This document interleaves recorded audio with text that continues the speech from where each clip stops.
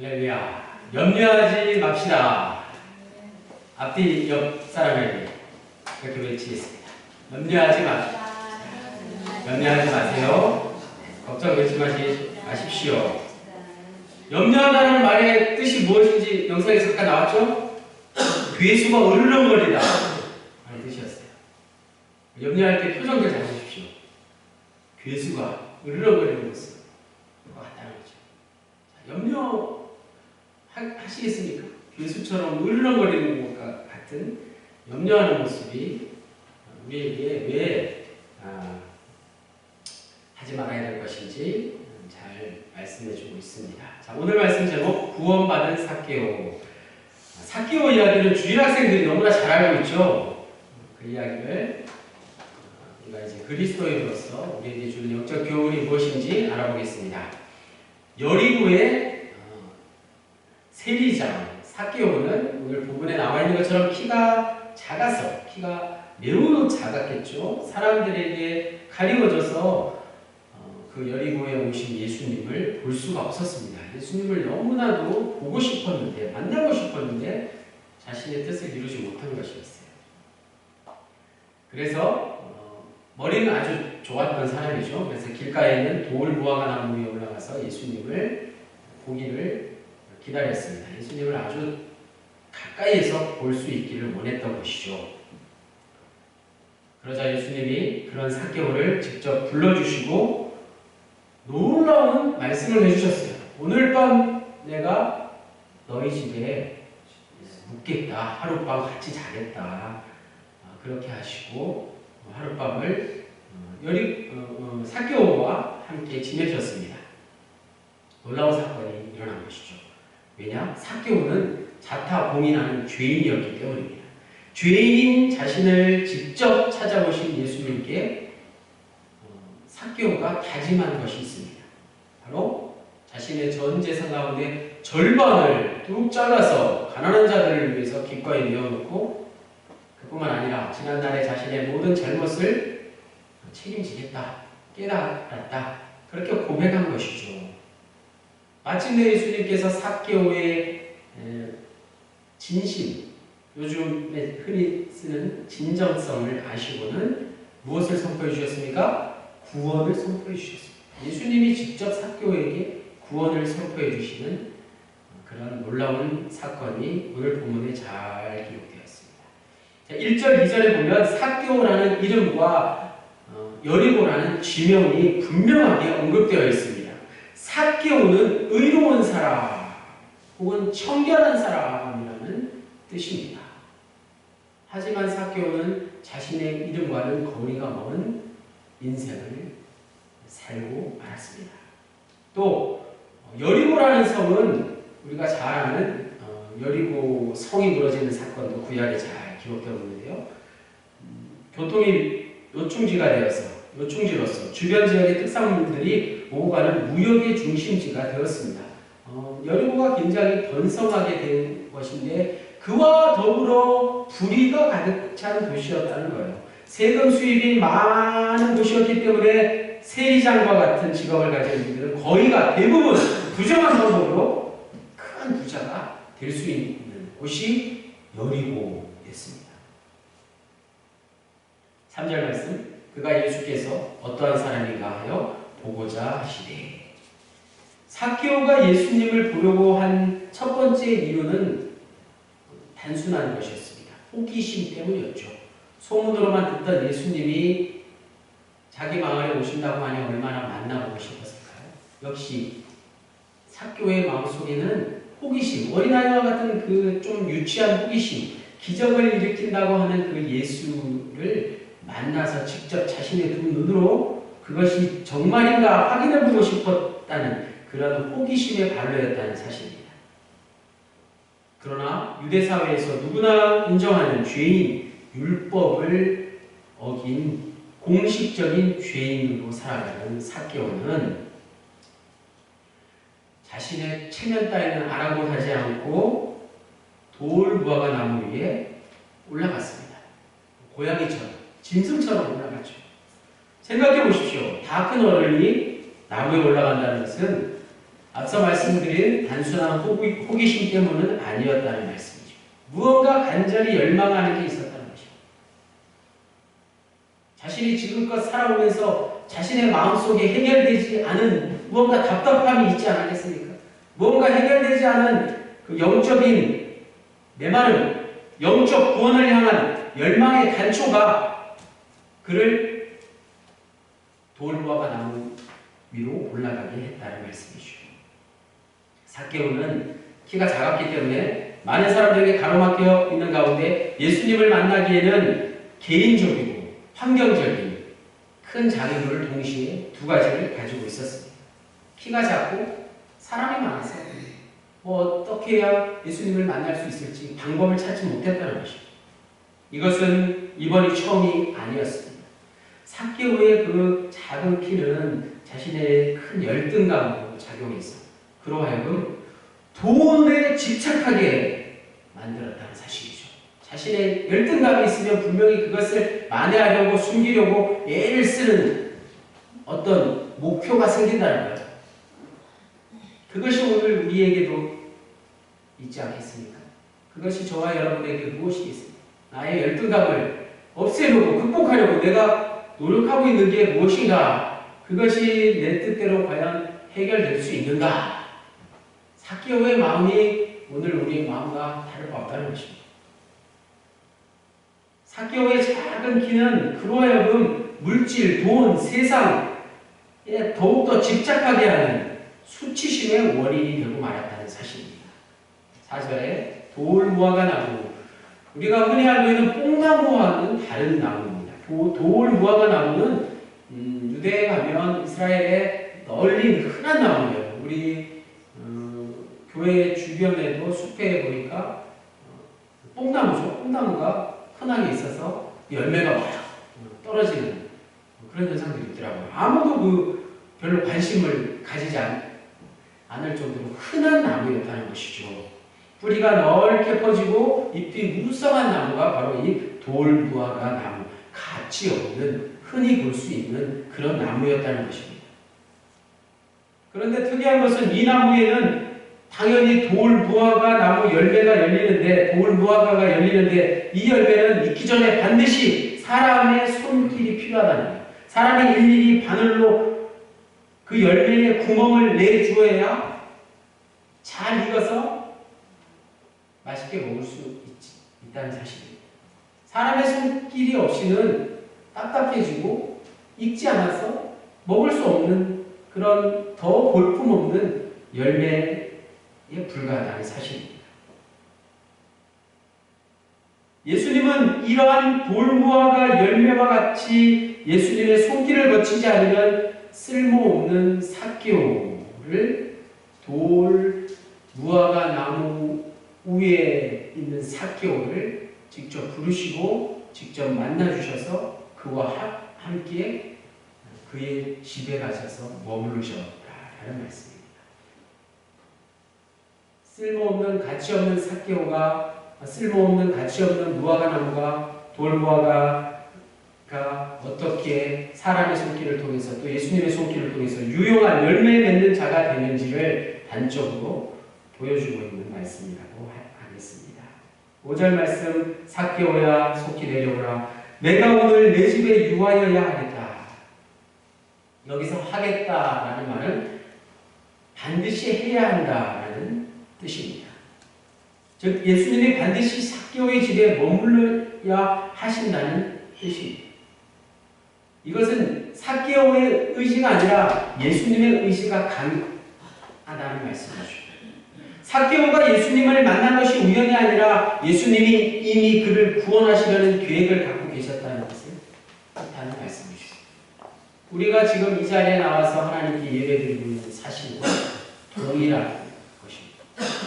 내가 아무 생각 없이 일요일 같은 시간이 되어서 지금 이 자리에 앉아있다고 생각할 수 없습니다. 하나님께서 우리를 인도하셔서 지금 내가 이 자리에서 주님을 만나기를 소망하며 예배하고 있다는 사실이죠. 그러면 더 정신을 차리고 예배드려야 하지 않겠습니까? 지금 내가 이 자리에 앉아있는 게 내 뜻이 아니라 주님의 뜻이라면 어찌 주님의 뜻 앞에서 우리가 내 뜻을 고집할 수 있겠습니까? 7절 말씀, 저가 죄인의 질에 유하려 들어갔다. 유대인들은 죄가 전염된다고 생각했기 때문에 죄인들이나 이방인들과의 교제를 율법으로 엄격하게 제한했습니다. 즉 예수님이 삭개오의 집에 들어가셔서 하룻밤 묵으시면서 그와 교제하겠다고 하신 것은, 그렇게 하신 것은 예수님도 죄인과 다를 바 없는 똑같은 죄인의 무리와 같다는 사실, 같다고 유대인들은 수군거린 것입니다. 예수님이 죄인처럼 행동한 것을 수군거렸다는 사실. 죄에 대해서 정확하게 모르는 사람들이 죄에 대해서 이렇게 수군거린다. 죄가 무엇인지 분명히 모르면 서로 수군거린다. 정죄한다는 것이죠. 다른 사람을 흠잡고 채잡고 다른 사람의 죄를 정죄하는 모든 일이 똑같은 것입니다.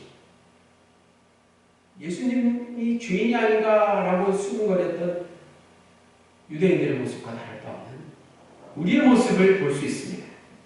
8절에 내 소유의 절반을 가난한 자들에게 주겠사오니, 예수님은 오늘 본문의 앞장 누가복음 18장 18절부터 나오는 어떤 부자 관리에게 요구하신 것처럼 부자 청년 관리에게 직접 말씀하신 것처럼 삭개오에게 내 재산을 내놓으라고 말씀하지 않으셨습니다.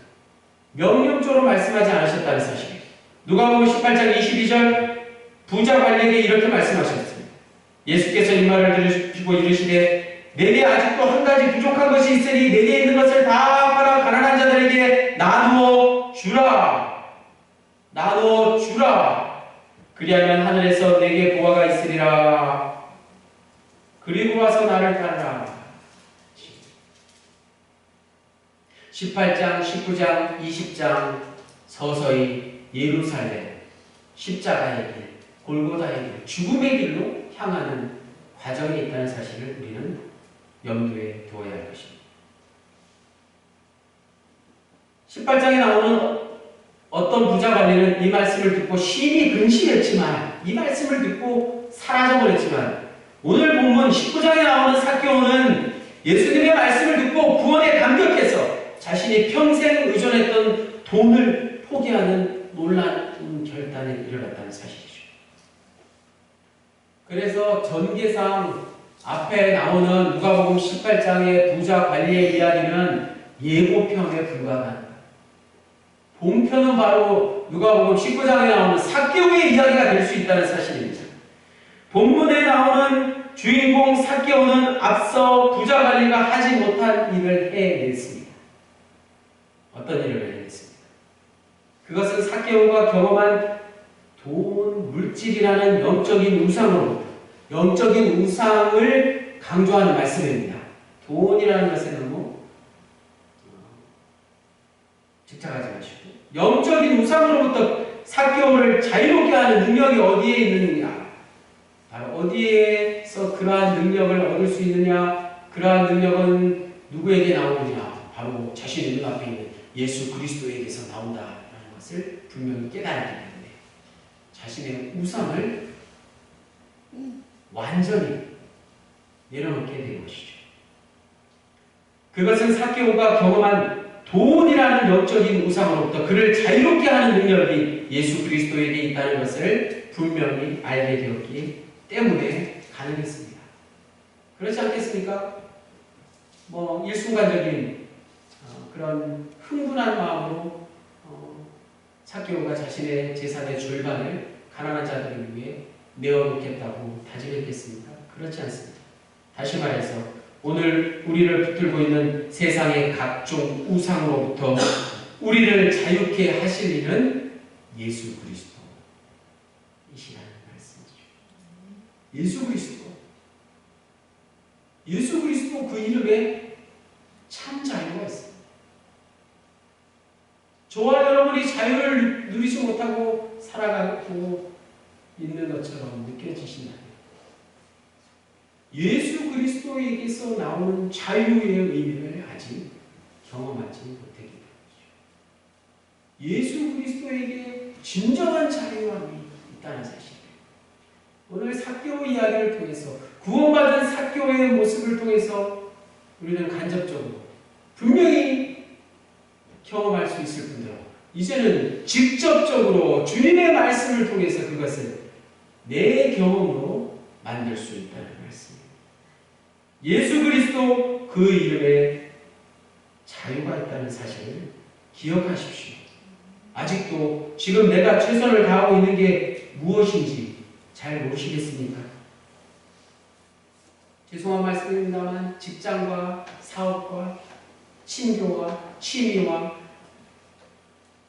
혹여 봉사나 심지어 교회 일 그것이 나를 자유케 하는지 아니면 오히려 나를 결박하고 있는지 생각해 보십시오. 맨 나중에 말씀드린 교회 일 그것도 나를 결박할 수 있다. 교회 일이 나를 결박하면 어떻게 되겠어요? 그것보다 더 끔찍한 결박이 어떻겠어요? 이 일은 분명히 우리를 결박할 수밖에 없다. 그러나 예수 그리스도 그 이름만으로 우리는 자유함을 누릴 수 있다는 말씀입니다. 오직 예수 그리스도 그분만이 삭개오를 자유케 하신 것처럼 예수 그리스도 그분만이 저와 여러분을 자유케 하십니다. 한마디로 일보다 예수 그리스도에 집중하십시오. 우리가 집중해야 할 것이 무엇입니까? 일 생각으로 가득하시다면 오늘 말씀을 통해서 우리가 그 일을 잠시 내려놓으시고 생각도 내려놓으시고 예수님 그분 한 분만을 생각하시고 그분 한 분만으로 자유함을 누려보시는 그런 시간이 되기를 원합니다. 8절 후반부에 만일 누구의 것을 속여 빼앗은 일이 있으면 내 갑절이나 받겠나이다. 율법에 남의 것을 부당하게 빼앗을 경우를 생각해보면 원래금액의 5분의 1을 더하여 배상하게 했습니다. 레위기 6장 5절 말씀 그 거짓 맹세한 모든 물건을 돌려보내되 곧 그 본래 물건의 5분의 1을 더하여 돌려보내질 것이니 그 죄가 드러날 날에 그 인자에게 줄 것이요. 5분의 1 조금 미미한 부분 아니겠습니까? 또 도둑질하는 것은 4배나 5배로 갚게 있습니다. 출애굽기 22장 1절에 사람이 소나 양을 도둑질하여 잡거나 팔면 그는 소 한 마리에 소 5마리로 갚고 양 한 마리에 양 4마리로 갚을지니라. 이러한 율법 조항을 들은 바 있는 삭개오는 알고 있는 삭개오는 그런 율법의 항목들 다 집어치우고 자신의 행위를 도둑질로 스스로 인정했고 이제부터는 주님의 말씀에 충실하게 이행할 것을 맹세했으니 그것이 내 소유의 절반을 팔아서 가난한 자들에게 나누어 주겠다 하는 것이죠. 그것은 율법의 항목에 정확하게 기록된 내용이 아니었습니다. 내 소유의 절반이라는 것은 어쩌면 내 소유의 모든 것을 다 포기하겠다는 말씀과 같은 것이죠. 9절 말씀 오늘 구원이 이 집에 이르렀다. 삭개오는 구원을 경험하고 그가 평생 자신의 수치를 가리는 도구로 사용했던 돈을 포기하는 모습으로 반응했습니다. 그러자 이제 삭개오의 진정성이 오늘 우리에게도 느껴지는 것처럼 예수님은 삭개오가 철저히 회개하고 돈에 대한 배상을 진심으로 고백했다는 것을 구원으로 말씀해 주셨습니다. 오늘 구원이 삭개오뿐만 아니라 이 집에, 이 마을에, 이 나라에 이르게 될 것이다. 삭개오 한 사람만을 위해서 하신 말씀이 아니었다는 사실이죠. 삭개오가 받은 구원은 진정 예수 그리스도가 원하시는 참된 구원의 은총이었다는 것입니다. 더 나아가서 어디 유대인들뿐만이겠습니까? 전 세계 전 인류를 향한 구원의 은총을 삭개오라는 한 죄인을 통해서 예수님께서 말씀해 주셨다는 사실이죠. 그래서 삭개오의 구원 사건은 오늘 우리 모두의, 저와 여러분 모두의, 온 인류의 구원의 은혜가 된다는 말씀입니다. 10절에 잃어버린 자는 모든 인간은 다 하나님으로부터 떠난 잃어버린 자들을 가리키는 말씀입니다. 그러나 잃어버린 자의 의미를 우리는 더 깊이 묵상해 보아야 합니다. 그것은 자신이 죄인이며 하나님을 통해서만 구원을 얻을 수 있다는 것을 예수 그리스도를 통해서 깨닫고 믿고 더 나아가서 예수님처럼 낮아지고 겸손해지고 예수님을 따르는 자들에게만 예수님께서 들려주신 말씀이라는 사실입니다. 잃어버렸다가 구원받은 자의 의미가 그렇습니다. 사람마다 자신의 약점을 가리고 열등감을 벗어날 수단을 추구합니다. 그것이 앞에서 말씀드린 일이 될 수 있고 직장이 될 수 있고 사업이 될 수 있고 취미가 될 수 있고 친교가 될 수 있고 심지어 교회의 일이 될 수 있다는 것이죠. 우리는 인생이 너무한 것 없이 다 그렇습니다. 삭개오에게 그 수단이 바로 돈이었습니다. 부정한 돈도 마다하지 않았습니다. 삭개오는 많은 돈을 벌기 위해서 로마의 편에 서서 즉 악의 제국의 일원이 돼서 동족을 배신하고 자기 형제 자매들을 힘들게 했습니다. 종교적으로도 율법의 죄인이 되어서 구원을 포기할 수밖에 없는 지경에 이르렀습니다. 그러나 예수님 앞에서 삭개오는 더 이상 돈으로 자신의 약점을 더 이상 가릴 수 없었고 구원에 대한 갈망을 끝까지 포기할 수는 없었다는 사실. 그렇기에 삭개오는 모든 수치와 굴욕을 무릅쓰고 세상의 조롱거리가 되는 돌 무화과 나무 위에 기어 올라가서 예수 그리스도를 찾았습니다.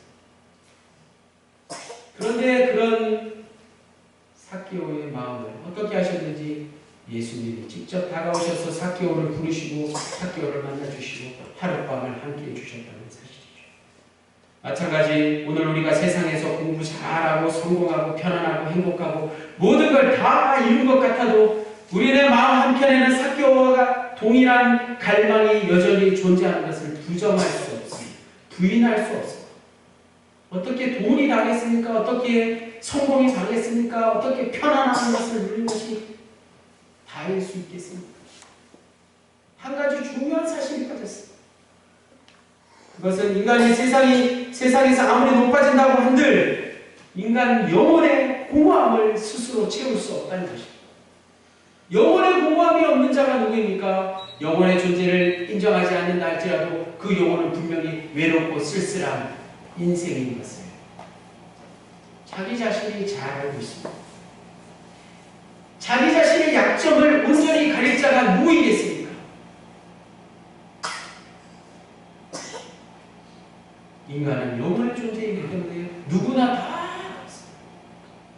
그렇지 않은 사람 단 한 사람도 없다는 사실. 영혼의 존재가 아닌 사람 아무도 없다는 사실을 그리스도인들은 분명히 알아야 해요. 그래서 유명한 말이 있죠. 프랑스의 철학자요 신학자인 파스칼이 뭐라고 얘기했을까요? 인간은 생각하는 네모다.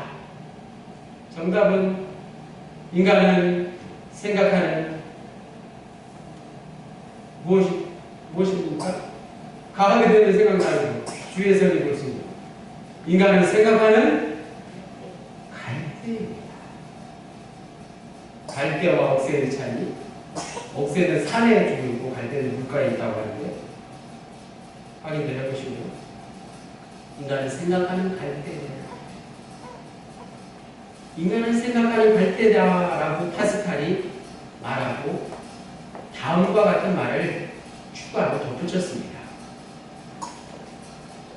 죄인은 티끌을 핥는다. 죄인이 뭐를 핥는다고요? 티끌을 핥는다. 혐오했겠죠. 인간은 생각하는 갈대다. 그 말 다음에 무슨 말이 있다고요? 죄인은 티끌을 핥는다. 무한한 우주 속에서 인간은 고작 티끌과 같은 쾌락을 탐하고 사는 존재라는 것입니다. 얼마나 미천한 존재, 연약한 존재. 보잘것없는 존재. 그러나 한편으로 그 티끌 속에는 끝내 채워지지 않는 공허가 있다는 것입니다. 그리고 그 공허함을 채워주시기 위해서 예수 그리스도가 우리에게 있다는 사실, 분명히 알아야 할 것입니다. 예수 그리스도를 만나는 영혼만이 하나님이 주시는 영적인 생명으로 영혼의 만족과 기쁨을 얻을 수 있도록 인간은 원래 태초에 그렇게 창조된 존재라는 것을 우리는 믿습니다. 그러므로 구원받은 삭개오는 바로 잃어버렸다가 구원받은 자, 우리 자신과 같은 사람입니다. 삭개오를 구원하신 예수 그리스도는 동일하게 우리 모두를 구원에 이르게 하실 줄 믿습니다.